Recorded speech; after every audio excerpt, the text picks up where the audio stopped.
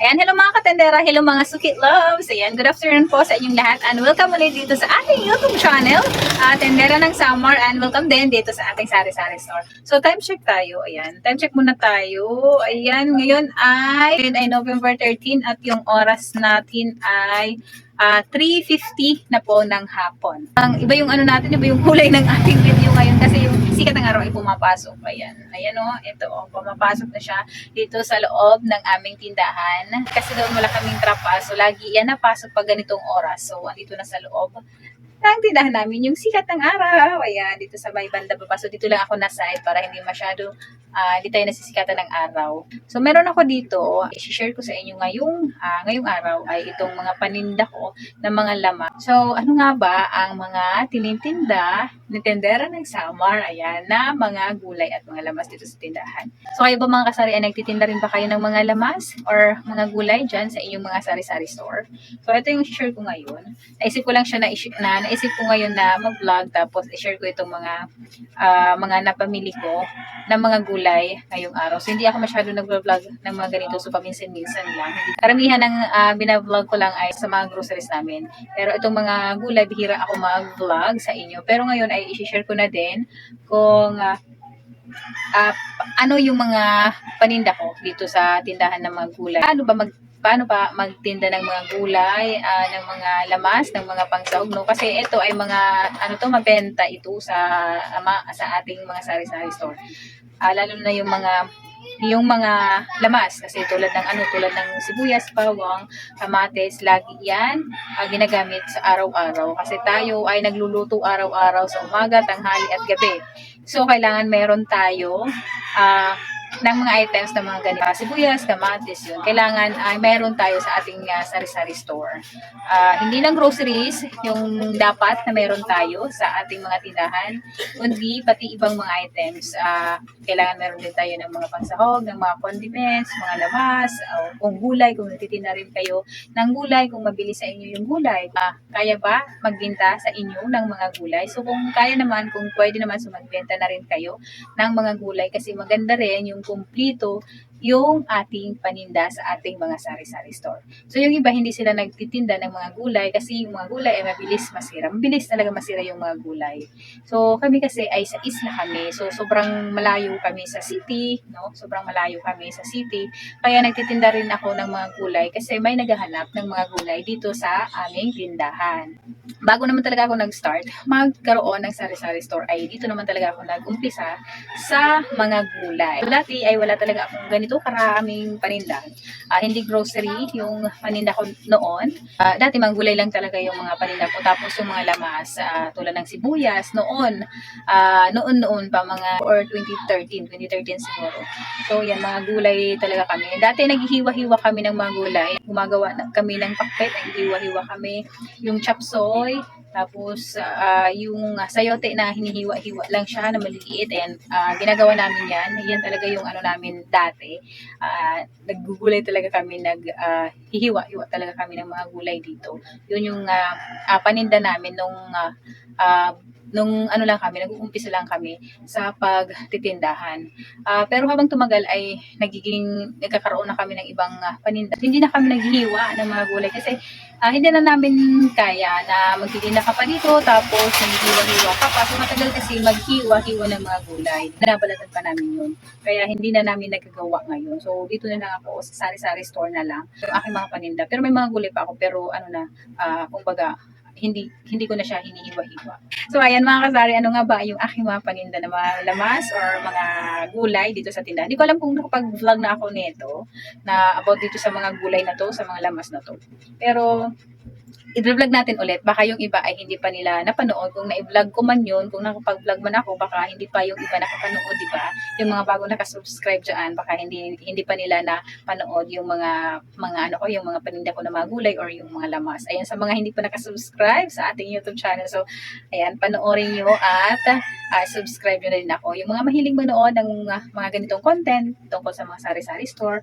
So, ayan, i-subscribe nyo na ako kasi ako ay nag-upload ng mga sari-sari store content. Disclaimer, hindi tayo magaling sa mga magbigay ng payo, magbigay kung ano yung mga diskarte, mga tips natin.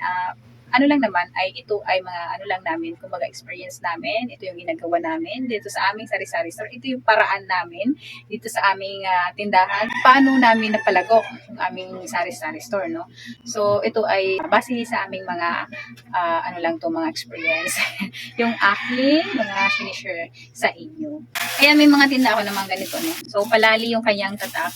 Kasi yung Mickey dito ay may sampagita at merong palali. Ang benta ko nito ay 30 pesos lang. Tapos yung ano ko naman, yung bili ko naman nito ay 25 pesos. Kasi ito mabilis siya masira. So, kailangan mo siya kaagad. Ayan, may sibuyas ako. Ayan. Binili ko ito, ano lang, 2 kilong sibuyas lang. Pero yung binibili ko talaga na sibuyas ay isang neat bag. Yun ang binibili ko talaga. Kaya lang, wala pang stock doon sa aking binibilhan. Kaya kumuha lang muna ako ng 2 kilo na sibuyas. Kasi wala kaming kanilang sibuyas dito. Ni isang peraso wala kaming sibuyas. So, lilinisan ko pa siya para mas maganda pag na-display ko na doon sa doon sa labas. Yan, para mas malinis. Siyempre, kailangan malinis yung paninda natin para yung mga customer ay bibili sa atin. No? Ayan, tulad nito yan. Kaya pala yung sibuyas ngayon ay, mahal na pala. So, ang bili ko nito sa Magmalogan ay 170 ang isang kilo. Yung sibuyas doon ay 170 to 180 ang kilo. So, nagtaas na pala. Magdi-December na, kaya mataas na rin yung mga ngayon, yung mga lamas. Diba? Yung mga gulay, yung iba ay pataas. So, 2 kilo lang muna ng sibuyas. Pero kung may isang neat bag, so yun ang binibili ko kasi binibenta ko siya dito ng by kilo kasi may bumibili dito sa tindahan ng mga by kilo kasi yung ibang tindahan bumibili sila dito sa amin. Kung hindi sila nakakabili doon sa city, ay bumibili sila dito sa amin. Yung iba ay 1/4, kalahati at 1 kilo. Kaya may ako dito, may sling green. Yung resibo wala dito. Yan, baka andun pa sa pinadalhan ko ng lista at ng pera. Ayan. Ito, siling green, kalahating kilo lang. Hindi ko alam kung magkano yung kilo. Laki ng siling green, no? Siguro baka 5 pesos na ang tinda ko nito. Malaki kasi siya. Kaya baka 5 pesos lang. Hindi ko alam kung magkano yung price. Wala pa kasi yung resibo. Dati ay 80 peso. Pero ngayon hindi ko alam kung magkano ang price niya. Ayan, dito tayo sa kalamansi. Ayan, may kalamansi ako. Yung kalamansi dito sa amin ay by kilo. Dati yung kalamansi dito sa amin ay by isang gatos dati. Ganon, 100 pieces. Halimbawa, 100 pieces, 50 pesos. Ganon. Pero ngayon may kilo na siya. Ayan, 1 kilo lang to. Hindi ko rin alam kung ilang peraso. Hindi ko pa nakita yung resibo nga. Pero ang kalamansi ay, nung isang araw, ang bili ko ng kalamansi ay 70 ang 1 kilo. So, bibilangin ko siya. Yan, mamaya kung ilang peraso. Kung kaya ba ng piso. Pero siguro hindi ito kaya ng piso kasi hindi siya, minsan kasi ang 1 kilo ng kalamansi ay hindi siya umabot ng 100 peraso. Yan, kaya minsan hindi ko siya mabenta ng piso isa. Diba? Kasi lugi ako. So, ginagawa ko, bibilangin ko siya mamaya kung ilan. Kung kaya ng piso, benta ko siya ng piso. Pero pag hindi kaya ng piso, ang gagawin ko, 5 peraso, 5 pesos. Depende sa laki. Minsan, 3 peraso, 5 pesos. Depende sa laki. Kasi iba-iba yung size. Ayan o. May maliit. Halo-halo kasi. Ayan o. May maliit, may malaki. So, 1 kilo lang to. Tapos, meron din kami dito patatas. Ang mahal ng patatas. Ayan o, patatas. Hindi ako nagdadami ng mga gulay ngayon kasi sobrang mahal. May dumaan na truck na ingay. So, eto, balik tayo dito sa patatas. So, ang patatas ngayon ay ang taas ng kanyang presyo. 170 ang bili ko ng patatas. So, ayan. Ang taas ng presyo. Kaya hindi ako, kaya yung patatas pa kunti-kunti lang ako bumili ngayon ng mga gulay kasi mahal. Ang patatas, ang mahal. 170 ang bili ko nito. Kakaibenta ko dito ng 200 ang 1 kilo. Kasi kinikilo ko siya. Yung mga ganito. By kilo. Kasi iba-iba kasi yung size. Kaya kailangan timbangin by kilo. Kasi yung bili ko by kilo. Kaya ang aking pagpapresyo din dito ay by kilo. Yung timbangan ko ay digital. Kasi pag bumili sila ng 1 peraso, ayan, lalabas na yung price. Halimbawa, 200 yung kilo. So, ilalagay ko lang doon sa presyo ay 200 pesos. Kung magkano yung labas, ayan, yun ang babayaran nila. So, digital yung ginagamit ko. Kasi lahat dito sa amin ay by kilo, tinitimbang ko by kilo. Sibuyas, lahat ng namin, bawang, yan, mga gulay, by kilo lahat. So, ayan, siguro nasa 3 kilo lang siya. 3 kilo bang. Tapos meron din ako dito luya. mabigat. Ayan, may luyang, bigat-bigat. Ayan, luyang laki. Ang luya ngayon medyo nagbaba kasi nung huli kong bili ang luya sobrang taas.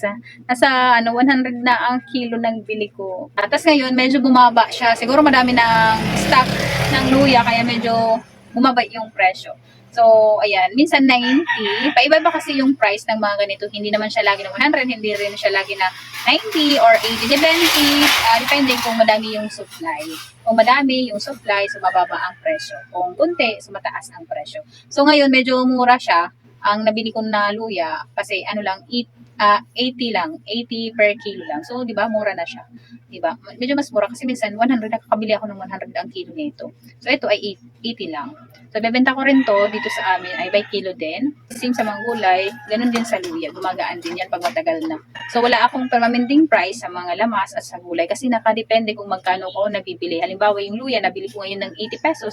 So, pwede ko siya ibenta ng 100 or 120 pesos. So, ganun yung aking presyohan dito ng mga lamas namin, yung mga gulay namin. Bumili rin ako ng repolyo. Ayan, ito yung repolyo pagkatapos sa inyo. Ayan, sa diba? Ayan. Mabigat na lang siya. Ayan. Di ba? Mabigat siya. Oh. Ano to, 10 kilo na repolyo, linis na. Gusto ko yung malinis na para pagdating dito ay wala na akong gagawin.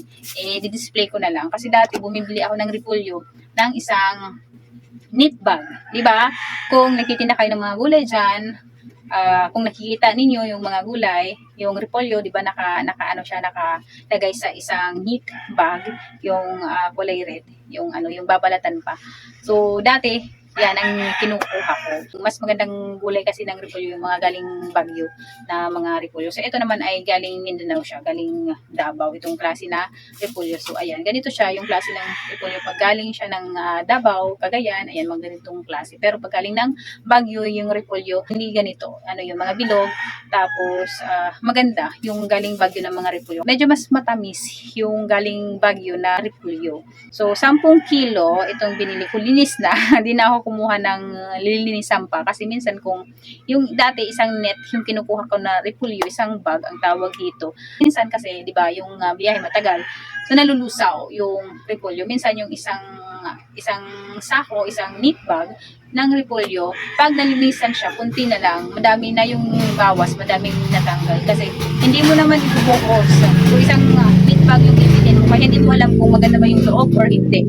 Diba? Hindi katulad dito sa linis na, malinis na, ibibigay sa'yo na malinis na. Kaya lang magkaiba lang ng price kasi mas mura ng konti yung ikaw pa yung maglilinis, yung isang knit. Mas mura kaysa ito sa linis na. So ngayon yung repolyo ngayon medyo bumaba kasi dati ang taas ng repolyo nasa 100 ang kilo. Dati 60, 70, 80 or 100. Depende siya.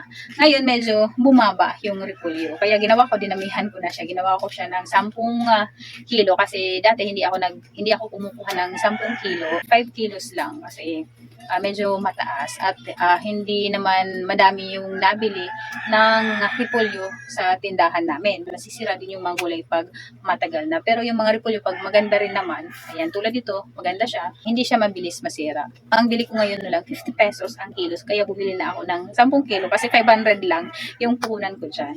So, pwede ko siya ibenta dito sa amin pwede ko ibenta ng 80 ang isang kilo. Kaya medyo mataas yung pag-price ko talaga ng mga gulay. Kasi iniisip ko naman talaga na gagaan ng timbang, di ba? Mababawasan ang timbang, tapos minsan ito pag matagal na ito, natutuklap yung balat, tapos kinukuha nila, ayan, di ba? Oh. Mababawasan na. Sana maubos ka agad itong 10 kilo. Dito kasi sa amin maraming din nagtitinda ng mga gulay, so maraming kakompetensya, no? Depende na lang kung saan bibili yung mga customer. Yan, madami kasi na nagtitinda. So, tapos may bagong bukas din dito sa amin na may tindahan din na nagtitinda ng mga ganito. Tapos, ayan, meron din akong kamatis, ayan. So, ayan, ito ay isang box ng kamatis. So, malaki ngayon yung binigay sa akin ng kamatis ko. Ang hirap kasi magtinda pag malaki, yung mga kamatis. Ayaw nila ng sobrang malaki. Ayan, ang laki. Mura ngayon ng kamatis kasi nung nakaraan, tinanong ako ng kamatis, ang isang box ay 1,650. So ito medyo mas mura siya ngayon kasi nakuha ko siya ng 1.3 ang isang kahon. So medyo mataas pa din. So ayan, balik tayo dito. May bumili ng, ayan wait lang, may napili ulit. Ano? Ayan, so tuloy tayo. May bumili ng sigarilyo. So ayan, so isang box ng kamatis yung aking binibili. Ang presyo by kilo ko siya binibenta, di ba? Kasi sobrang madami yan, hindi yan kaya ubusin pag patingi-tingi lang yung tinda ko. So ginagawa ko by kilo ko siya binibenta. Yan, may bumibili ng 1 kilo, kalahati at 1/4. Minsan din may patingi-tingi lang din. So ayan naman, ito ay sayote. So ito, ayan siya. Ayan,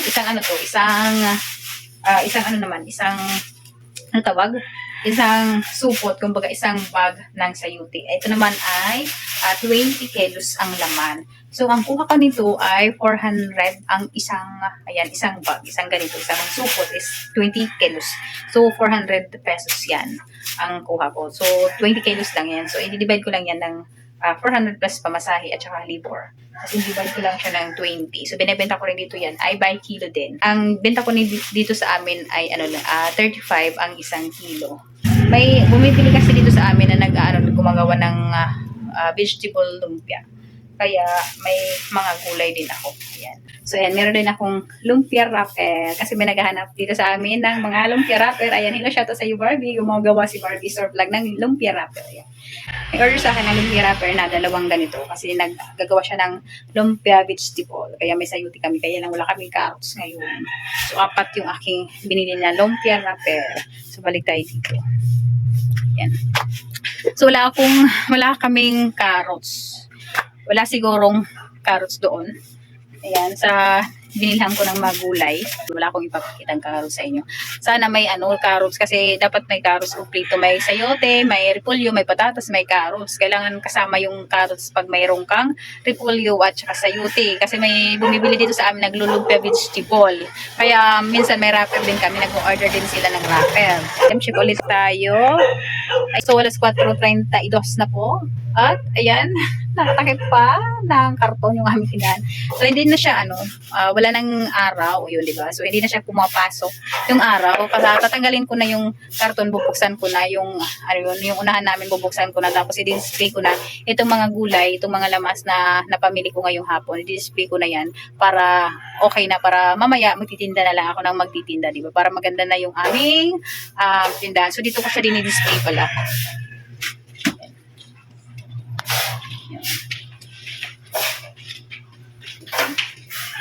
Ayan, walang laman. Nilinisan ko na yan kanina, so wala nang laman. O, diba? Yan, bawang na lang, so walang laman. Nakakarton pa yung aming,